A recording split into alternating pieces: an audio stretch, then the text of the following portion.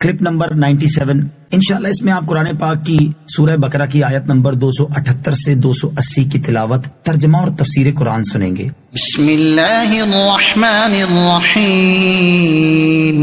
ترجمہ: اللہ کے نام سے شروع جو نہایت مہربان رحمت والا ہے۔ یا ایہا الذین آمنوا اتقوا اللہ وذروا ما بقی من الربا ان کنتم مؤمنین۔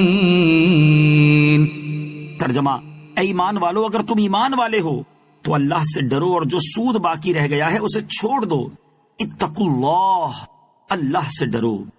اس آیت میں ایمان والے کہہ کر مخاطب کیا اور ایمان کے ایک اہم تقاضے یعنی تقوی کا حکم دیا، پھر تقوی کی روح یعنی حرام سے بچنے کا فرمایا، اور حرام سے بچنے میں کبیرہ گناہ سود کا تذکرہ کیا۔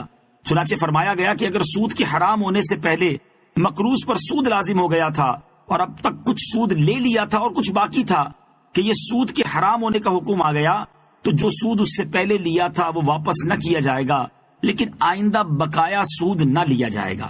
شان نزول: یہ آیت الاصحاب کے حق میں نازل ہوئی جو سود کی حرمت نازل ہونے سے قبل سودی لین دین کرتے تھے اور ان کی کافی بھاری سودی رقمیں دوسروں کے ذمے باقی تھی۔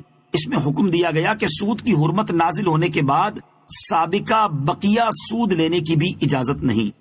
فَإِن لَّمْ تَفْعَلُوا فَأْذَنُوا بِحَرْبٍ مِّنَ اللَّهِ وَرَسُولِهِ وَإِن تُبْتُمْ فَلَكُمْ رُءُوسُ أَمْوَالِكُمْ لَا تَظْلِمُونَ وَلَا تُظْلَمُونَ۔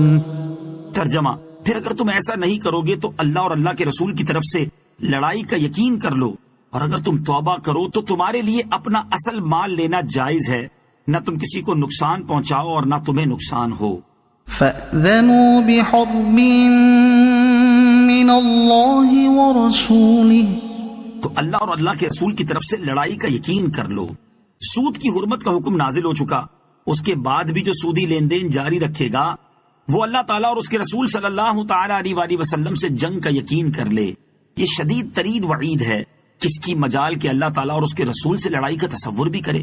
چنانچہ جن اصحاب کا سودی معاملہ تھا انہوں نے اپنے سودی مطالبات چھوڑ دیے اور عرض کیا کہ اللہ اور اس کے رسول صلی اللہ تعالیٰ علیہ وآلہ وسلم سے لڑائی کی ہمیں کیا تاب، یہ کہہ کر وہ تائب ہو گئے۔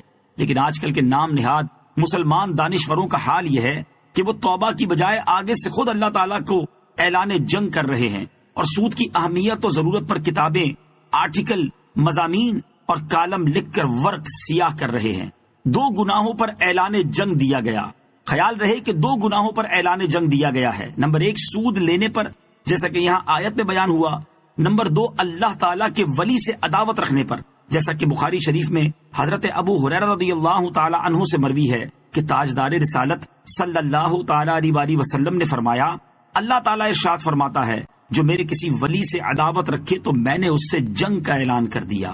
وَإِن تُبْتُمْ، اور اگر تم توبہ کرو، ارشاد فرمایا کہ اگر تم توبہ کرو تو جو تمہارا اصل دیا ہوا قرض ہے وہ لینا تمہارے لیے جائز ہے اور اس کا مطالبہ کر سکتے ہو۔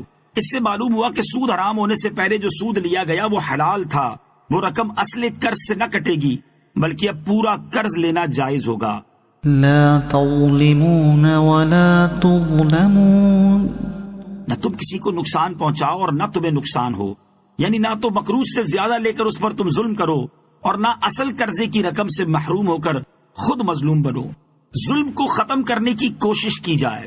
یہ آیت اگرچہ سود کے حوالے سے ہے لیکن عمومی زندگی میں بھی شریعت اور عقل کا تقاضا یہ ہے کہ نہ ظلم کیا جائے نہ ظلم برداشت کیا جائے، یعنی ظلم کو ختم کرنے کی کوشش کرنی چاہیے۔ ظلم کو برداشت کرنا ظالم کو مزید جری کرتا ہے۔ ہاں، جہاں عفو و درگزر کی صورت بنتی ہو وہاں اسے اختیار کیا جائے۔ شریعت کا قاعدہ ہے لا ضرر ولا ضرار، نہ نقصان پہنچاؤ اور نہ نقصان برداشت کرو۔ وَإِن كَانَ ذُو عُسْرَةٍ فَنَظِرَةٌ إِلَى مَيْسَرَةٍ وَأَن تَصَدَّقُوا خَيْرٌ لَكُمْ إِن كُنتُمْ تَعْلَمُونَ۔ ترجمہ: اور اگر مقروض تنگ دست ہو تو اسے آسانی تک مہلت دو، اور تمہارا قرض کو صدقہ کر دینا تمہارے لیے سب سے بہتر ہے اگر تم جان لو۔ وَإِن كَانَ ذُو عُسْرَةٍ، اور اگر مقروض تنگ دست ہو، یعنی تمہارے قرض داروں میں سے اگر کوئی تنگ دستی کی وجہ سے تمہارا قرض ادا نہ کر سکے تو اسے تنگ دستی دور ہونے تک کی مہلت دو، اور تمہارا تنگ دست پر اپنا قرض صدقہ کر دینا یعنی معاف کر دینا تمہارے لیے سب سے بہتر ہے اگر تم یہ بات جان لو، کیونکہ اس طرح کرنے سے دنیا میں لوگ تمہاری اچھی تعریف کریں گے اور آخرت میں تمہیں عظیم ثواب ملے گا۔ امام اعظم رضی اللہ تعالیٰ عنہ اور مجوسی قرضدار۔ امام فخر الدین رازی رحمت اللہ تعالی علیہ فرماتے ہیں منقول ہے کہ ایک مجوسی پر امام ابو حنیفہ رضی اللہ تعالی عنہ کا کچھ مال قرض تھا۔ آپ اپنے قرض کی وصولی کے لیے اس مجوسی کے گھر کی طرف گئے۔ جب اس کے گھر کے دروازے پر پہنچے تو اتفاق سے آپ رضی اللہ تعالیٰ عنہ کے جوتے پر نجاست لگ گئی۔ آپ نے نجاست چھڑانے کی غرض سے اپنے جوتے کو جھاڑا اور آپ کے اس عمل کی وجہ سے کچھ نجاست اڑ کر مجوسی کی دیوار کو لگ گئی۔ یہ دیکھ کر آپ پریشان ہو گئے اور فرمایا کہ اگر میں نجاست کو ایسے ہی رہنے دوں تو اس سے اس مجوسی کی دیوار خراب ہو رہی ہے، اور اگر میں اسے صاف کرتا ہوں تو دیوار کی مٹی بھی اکھڑے گی۔ اسی پریشانی کے عالم میں آپ نے دروازہ بجایا تو ایک لونڈی باہر نکلی۔ آپ رضی اللہ تعالیٰ عنہ نے اس سے فرمایا اپنے مالک سے کہو کہ ابو حنیفہ دروازے پر موجود ہے۔ وہ مجوسی آپ کے پاس آیا اور اس نے یہ گمان کیا کہ آپ اپنے قرض کا مطالبہ کریں گے، اس لیے اس نے آتے ہی ٹال مٹول کرنا شروع کر دی۔ امام اعظم ابو حنیفہ رضی اللہ تعالی عنہ نے اس سے فرمایا مجھے یہاں تو قرض سے بھی بڑا معاملہ درپیش ہے۔ پھر آپ نے دیوار پر نجاست لگنے والا واقعہ بتایا اور پوچھا کہ اب دیوار صاف کرنے کی کیا صورت ہے۔ یہ سن کر اس مجوسی نے عرض کی کہ میں دیوار کی صفائی کے کرنے کی ابتدا اپنے آپ کو پاک کرنے سے کرتا ہوں، اور اس مجوسی نے اسی وقت اسلام قبول کر لیا۔ قرض کی ادائیگی کے لیے دعا۔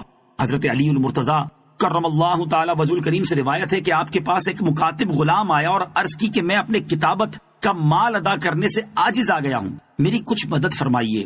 آپ کرم اللہ تعالی وجہ الکریم نے فرمایا کہ میں تجھے وہ کلمے نہ سکھا دوں جو مجھے رسول کریم علیہ الصلوۃ والسلام نے سکھائے تھے، اور ان کلمات کی برکت یہ ہے کہ اگر تجھ پر پہاڑ برابر بھی قرض ہو تو اللہ تعالیٰ تجھ سے ادا کرا دے۔ تم یہ پڑھا کرو اللہم اکفنی بحلالک عن حرامک واغننی بفضلک عن من سواک، یعنی اے اللہ مجھے اپنے حلال کے ذریعے اپنے حرام سے تو کافی ہو جا، اور مجھے اپنی مہربانی سے اپنے سوا سے بے پرواہ کر دے۔